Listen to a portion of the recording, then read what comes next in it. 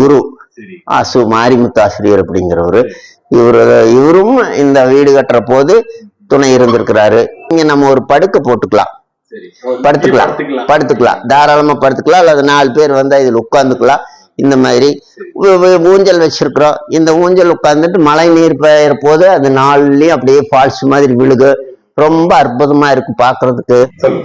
வீட்டினுடைய தலைவாசல் நேர் எதுக்கால இந்த மாதிரி நம்ம பூஜை வச்சுக்கலாம். ஒரு பூஜை ரூம்ல அளவான சாமிகளை தான் நம்ம வச்சிருக்கணும், நிறைய சாமிகளை வச்சிருக்க கூடாது. அதுக்காக ரூம் தேவையில்லை, எந்த சரியான இடத்துல இந்த மாதிரி வச்சிருக்கலாம். அடுத்தவங்க இந்த மாதிரி தீட்டுப்பட்டு அது பண்ணிரு இது பண்ணிரு அப்படிங்கிறத ஏற்புடைய சமாச்சாரம் அல்ல.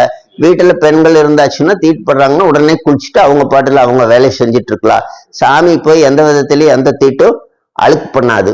அதனால தாராளமா இப்படி வச்சிருக்கலாம். இந்த வீட்டை நீங்க பாத்தீங்கன்னாலே இப்படின்னு உள்ள வந்தாலும் யாரும்